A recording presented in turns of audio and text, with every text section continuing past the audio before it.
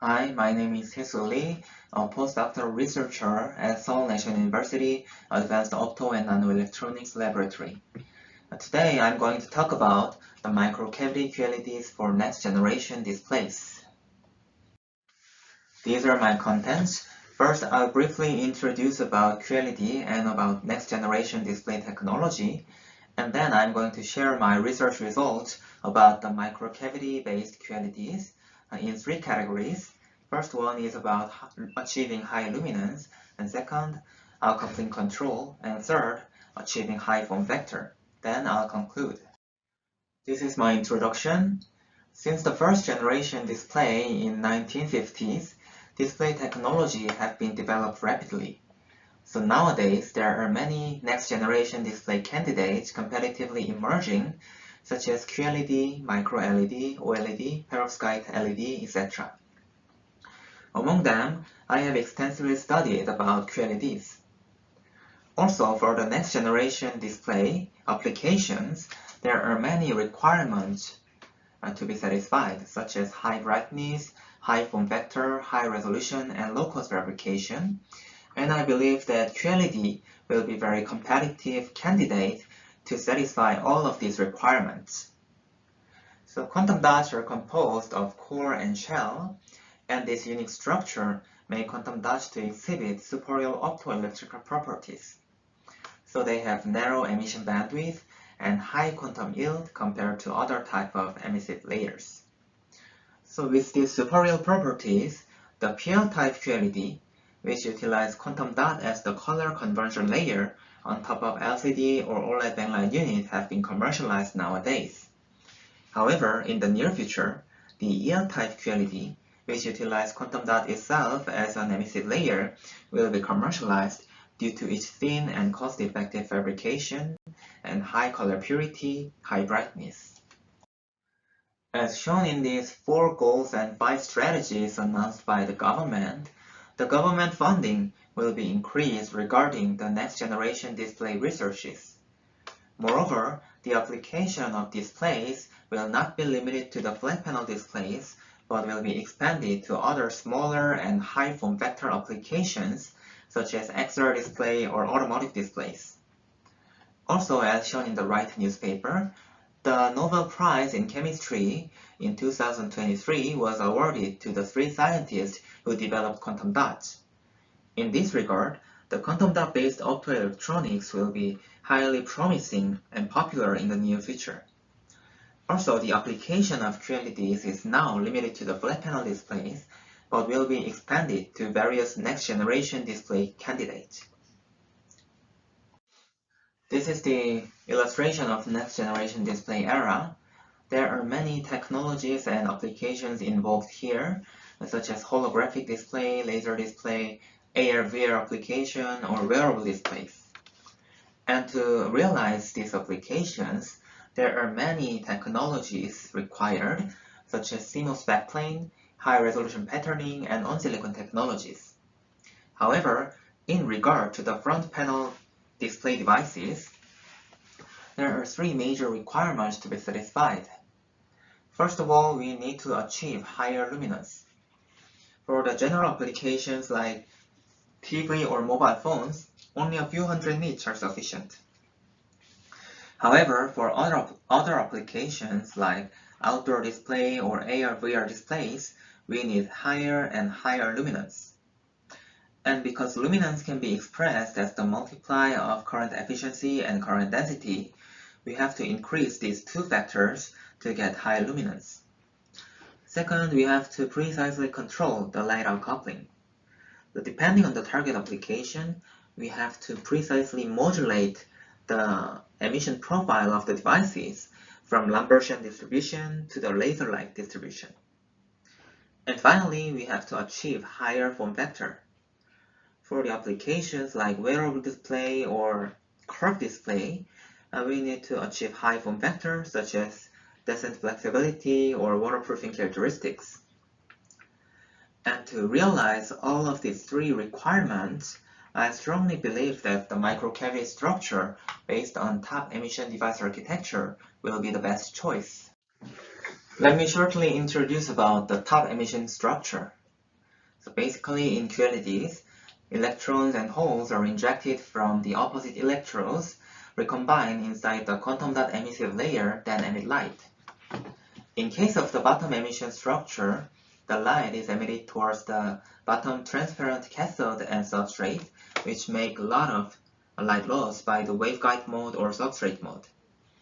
On the other hand, in case of the top emission structure, the light is emitted towards the top semi-transparent metal electrode, and we can utilize the microcavity effect between two metal electrodes by precisely controlling the cavity length.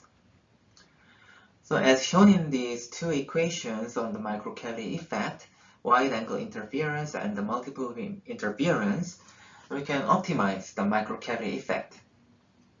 So when optimized, we can make constructive interference at the top electrode. We can multiply the light emission. And these are the advantages of the top emission structure. Firstly, due to the constructive interference, we can achieve higher luminance.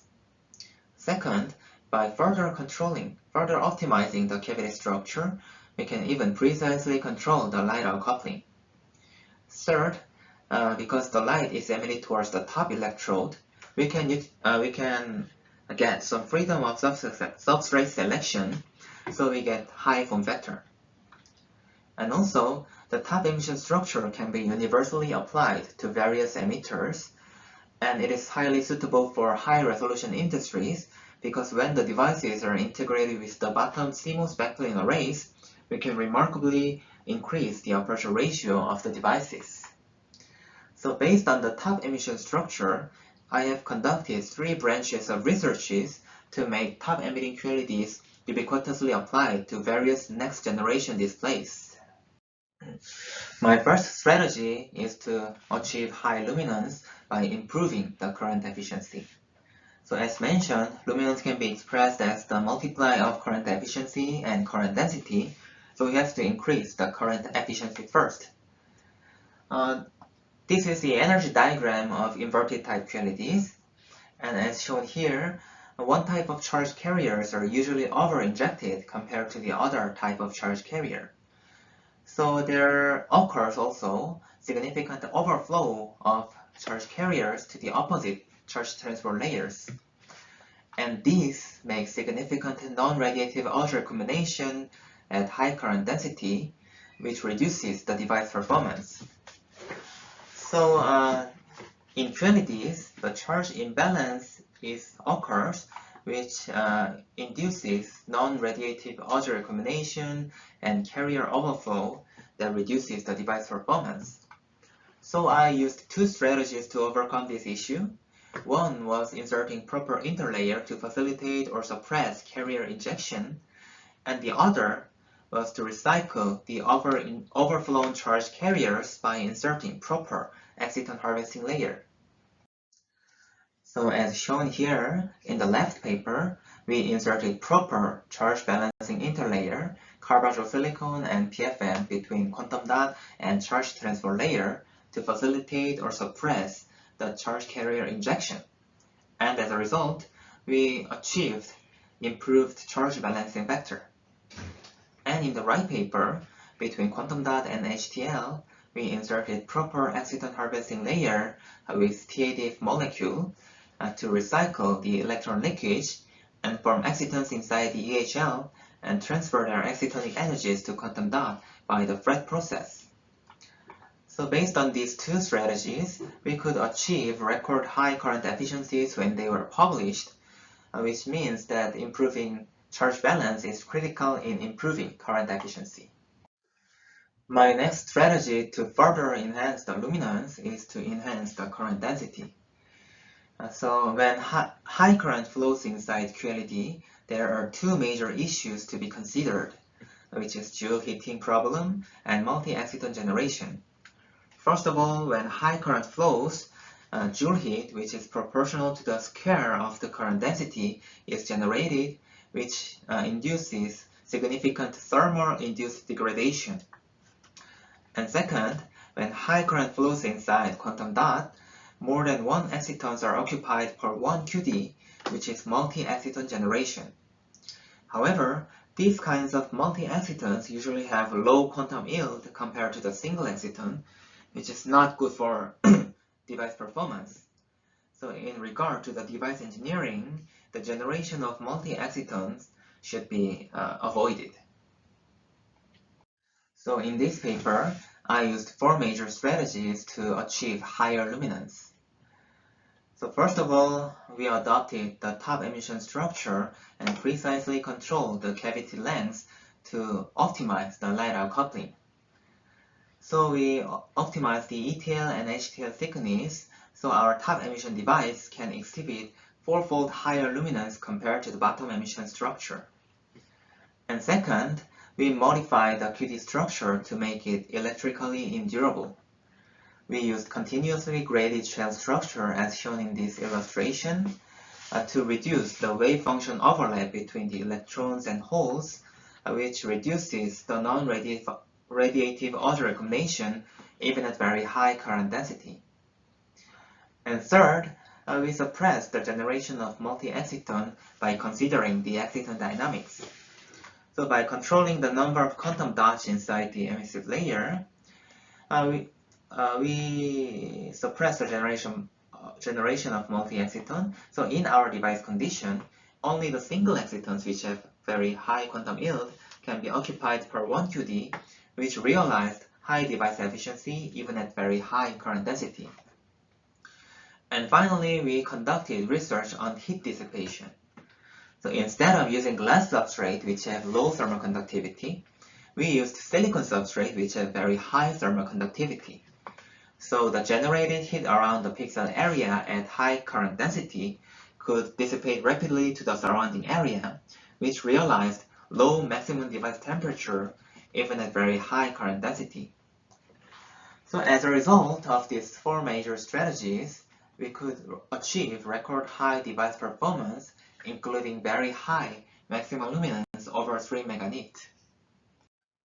And my second category of my research is about outcoupling control. So in this paper, on top of top emission structure, we introduced dual functional zinc oxide scattering capping layer, SCPL, to further modulate the outcoupling characteristic. So as shown in the middle, our SCPL shows quite different morphology with that of CPL. So firstly, due to the aggregation of zinc nanoparticles and surface cracks, significant scattering effect is occurred. And second, by precisely controlling the thickness of our SCPL, we can further modulate the light-out coupling by controlling the wave interference between the cavity structure. These are the device characteristics of top emitting QLEDs with CPL or SCPL on them. So the dashed line indicates the optical simulation result by the effective medium theory, which means that all the layers of QLEDs were considered as homogeneous film. So as shown here, the experimental result for the SCPL-based QLEDs showed significantly higher EQE and luminance compared to the simulation result, which means that the light scattering effect additionally improved the light extraction of the devices. Also, as shown in the right angle-dependent EL intensity profile, depending on the viewing angle, the emitting profile of SCPL-based QLEDs were broader in shape compared to the simulation result. This also means that the light scattering effect scattered light to the lateral direction. And to see the wave interference modulation effect of our SCPL, we precisely control the SCPL thickness depending on and observe the EL spectra depending on the viewing angle. So when there was no SCPL on the top emitting QLEDs, significant EL spectrum shift was observed as shown in the left graph.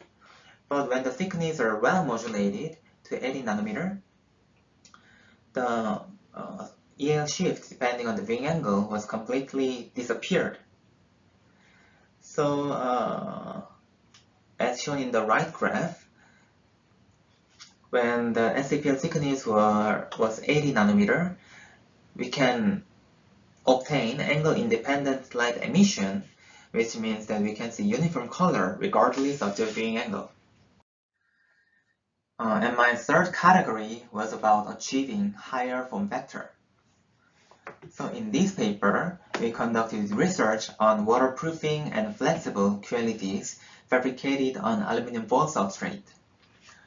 So we optimized the heat dissipating and flexible substrate based on aluminum foil and planarized the layer with the bi-layered planarization layers. And on top of the optimized substrate, we fabricated indium phosphide-based top-emitting QLEDs and passivated it with the waterproofing layers. And as a result, as shown in the pictures, we could achieve waterproofing characteristic and decent flexibility. And also, due to the heat dissipation effect of aluminum foil, we could again achieve record high luminance among flexible indium phosphide QLEDs. Okay, based on the top emission structure, I have conducted 3 branches of researches which were efforts to realize higher luminance, outcoupling control, and achieving high form factor. And comprehensively, based on my knowledge and specialty about the top emission QLEDs, I wrote a review paper on top emitting QLEDs, comprising the theory, optimization, application, and about the future research. And finally, this is my conclusion. So in my research period, I conducted many researches from the basic theories on the microcavity effect and device optimization of top emitting QLEDs with help of optical and thermal simulations, and application regarding the emission control by adopting the scattering capping layer and achieving high form factor by using the aluminum foil substrate. However, for the top emitting QLEDs to be ubiquitously applied to various next generation displays, there is one more requirement to be satisfied. Because the optoelectrical properties of QLEDs are quite unpredictable, it should be predictable through the machine learning technology or accurate prediction by the simulation tools. So if this kind of research is further conducted, I strongly believe that our top emitting QLED technology can be ubiquitously applied to various fields such as display, lighting, photomedicine, AR, VR, wearable display, etc. And this is the photo of our laboratory member, Advanced Opto and Nanoelectronics Laboratory. And I'm working as a postdoctoral researcher in this group with Professor Jung-Eun Kwak. And this is our home website. Thank you very much for listening.